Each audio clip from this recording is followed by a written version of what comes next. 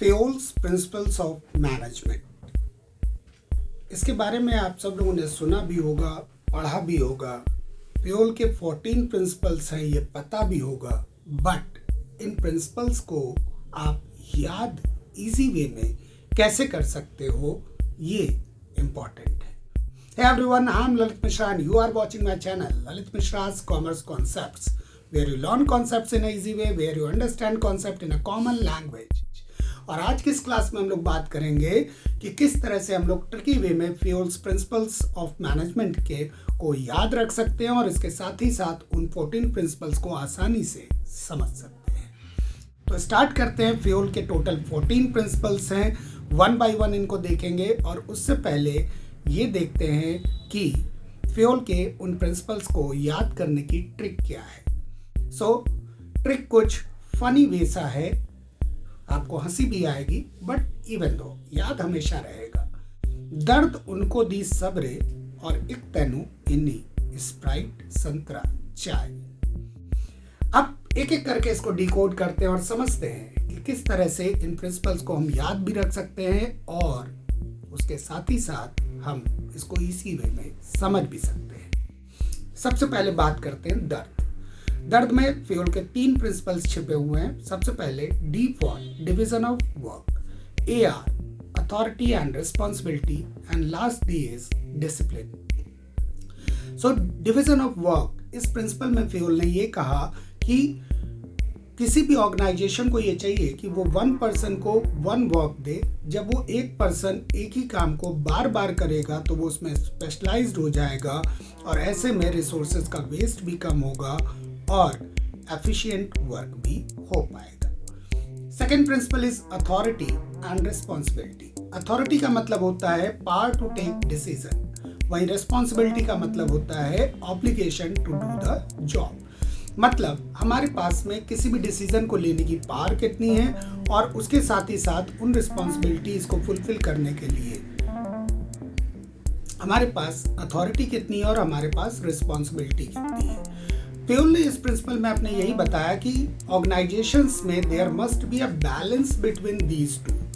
अगर किसी ऑर्गेनाइजेशन में मैनेजर के पास में अथॉरिटी ज़्यादा और रिस्पॉन्सिबिलिटी कम है तो ऐसे में वो अपनी पावर का मिसयूज करेगा। वहीं पे अगर किसी मैनेजर के पास में रिस्पॉन्सिबिलिटीज बहुत ज़्यादा है लेकिन अथॉरिटी कम है तो ऐसे में वो ओवरबर्डन ऑफ वर्क उसके ऊपर आएगा।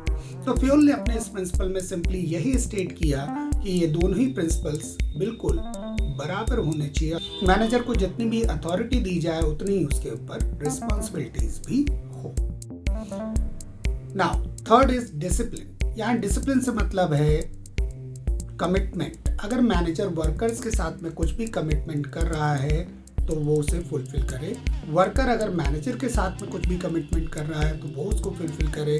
उसके साथ ही साथ डिसिप्लिन से हमारा मतलब ऑर्गेनाइजेशंस के रूल्स एंड रेगुलेशन से भी होता है कि ऑर्गेनाइजेशन के हर एम्प्लॉय को उन रूल्स और रेगुलेशंस को फॉलो करना होता है। Discipline is this.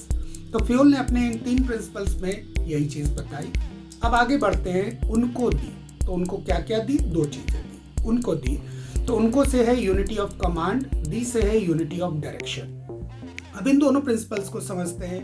Unity of command ये कहता है 1 सबऑर्डिनेट 1 सुपीरियर। एक पर्सन के ऊपर एक ही सुपीरियर होना चाहिए, एक ही बॉस होना चाहिए। अगर किसी पर्सन के ऊपर एक से ज़्यादा बॉस है तो वो कंफ्यूज हो जाएगा या फिर वो चापलूसी करने लगेगा उस बॉस की जो ज़्यादा पावरफुल उसको समझ में आएगा या जो ज़्यादा उसका फेवर करता होगा। तो अपने इस प्रिंसिपल को फॉलो करते हुए फेयोल ने यही सजेस्ट किया कि ऑर्गेनाइजेशंस को चाहिए कि वो एम्प्लॉयज़ के ऊपर एक ही बॉस को रखे जिससे कि एम्प्लॉय प्रॉपर रिस्पॉन्ड कर पाए अपने बॉस को और वो कंफ्यूजन से भी बच पाए कि किसकी बात माने किसकी बात ना माने। Second is unity of direction. Unity of direction ये कहता है कि 1 यूनिट 1 प्लान। ऑर्गेनाइजेशंस में डिफरेंट डिपार्टमेंट्स होते हैं, उन डिपार्टमेंट्स वो सारे डिपार्टमेंट्स मिलके ऑर्गेनाइजेशन के गोल को अचीव करने की कोशिश करते हैं। तो यही फेयोल ने अपने इस प्रिंसिपल में कहा कि डिफरेंट डिपार्टमेंट्स जो हैं वो सब मिलके ऑर्गेनाइजेशन के गोल को पूरा करने की कोशिश करें। These were 5 principles. अब बात करते हैं दर्द उनको दी सबरे। सब से है subordination of individual interest to general interest. इसको समझते हैं केस स्टडी से। छोटी सी केस स्टडी है कि एक मैनेजर था, उसके घर में शादी थी और उसने अप्लाई किया लीव एप्लीकेशन के लिए। उसने अपने बॉस को बोला, बॉस ने उससे कहा कि भाई उस दिन तो छुट्टी नहीं दे सकते क्योंकि उस दिन इम्पोर्टेंट मीटिंग है। अब ऐसे में मैनेजर ने मीटिंग में को अटेंड करना उसको प्रायोरिटी दी, शादी में जाना कैंसिल किया। यहाँ पे शादी में जाना इंडिविजुअल इंटरेस्ट था उसका, जो मैनेजर का अपना इंटरेस्ट था। वहीं पे ऑर्गेनाइजेशन का इंटरेस्ट क्या था, जनरल इंटरेस्ट क्या था, मीटिंग को अटेंड करना। सो यहाँ पे प्रायोरिटी सबसे पहले ऑर्गेनाइजेशनल इंटरेस्ट को दी जानी चाहिए, इंडिविजुअल इंटरेस्ट को बाद में प्रायोरिटी मिलनी चाहिए। फ्योल ने अपने इस प्रिंसिपल में यही कहा था। रिम्यूनरेशन। रिम्यूनरेशन का मतलब एम्प्लॉयज को जो भी सैलरी मिल रही है, जो भी अलाउंसेस मिल रहे हैं, पर्क्स मिल रहे हैं, इससे हमारा मतलब है। और इस प्रिंसिपल में फ्योल ने यही कहा कि एम्प्लॉयज मोटिवेट तभी हो पाएंगे काम करने के लिए जब उनको फेयर और जस्ट पे मिलेगा। मतलब इतने पैसे उनको मिले कि वो मन लगा के काम कर सके। So these were total 7 principles given by Fayol. दर्द उनको दी सबरे और एक तनु इन्हें स्प्राइट संतरा चाय। सो और refers to order। फ्योल ने अपने इस प्रिंसिपल में कहा कि fix place for everything and every person should have fixed place. मतलब हर चीज को रखने की भी जगह फिक्स्ड होनी चाहिए और पर्सन के बैठने की भी जगह फिक्स्ड होनी चाहिए। जस्ट सपोज कि आप कभी किसी बैंक की किसी ब्रांच में गए और वहां आप देखें कि मैनेजर के बैठने की जगह फिक्स नहीं है, क्लर्क के बैठने की जगह फिक्स नहीं है, कैशियर के बैठने की जगह फिक्स नहीं है, तो आपको क्या होगा, बहुत सारी प्रॉब्लम्स फेस करनी पड़ेंगी, टाइम किल होगा कस्टमर्स का।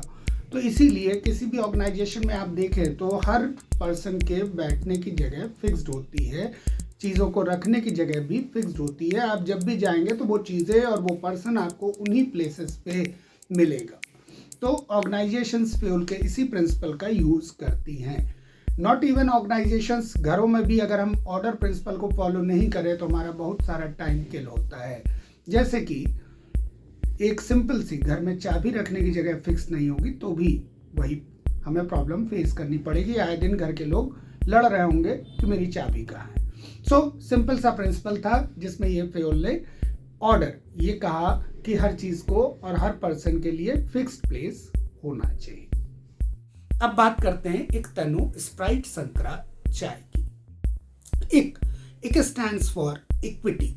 इक्विटी से यहाँ पे मतलब है there should be no discrimination on the basis of sex, caste, race, religion.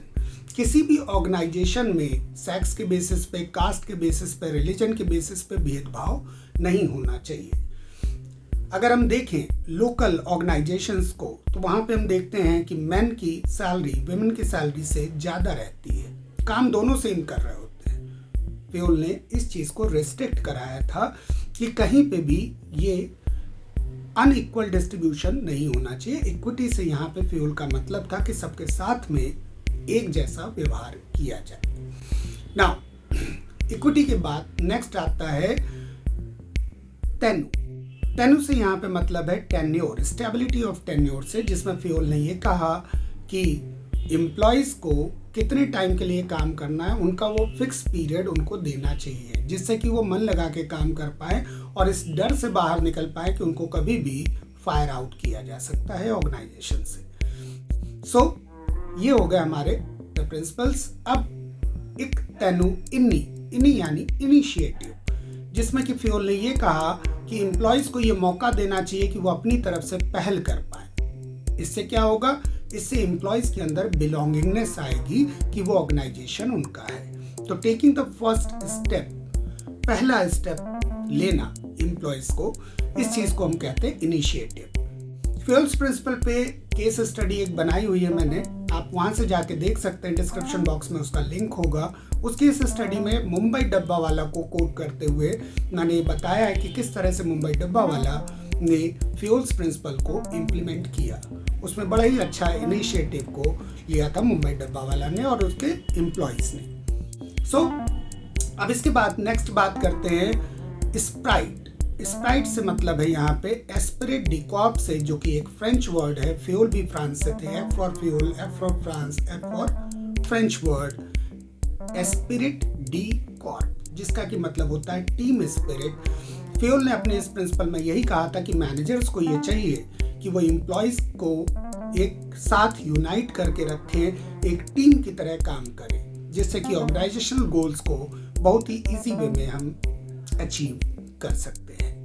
So next one is संतरा। संतरा यानी centralisation and decentralisation. Centralisation means concentration of power, decentralisation means distribution of power. Fayol ने ये कहा था कि जैसे जैसे कोई ऑर्गेनाइजेशन बड़ी होती जाएगी, वैसे वैसे मैनेजर्स को, टॉप लेवल ऑफ मैनेजर को ये चाहिए कि वो अपने बॉटम लेवल पे डिस्ट्रीब्यूशन करते जाएं पावर का। जब ऑर्गेनाइजेशन छोटी हो तो मैनेजर को चाहिए कि वो सारी पावर्स को अपने पास में रखे, और जैसे जैसे ऑर्गेनाइजेशन बड़ी होती जाए वो डिसेंट्रलाइज्ड करता जाए। So this was centralisation and decentralisation संतरा।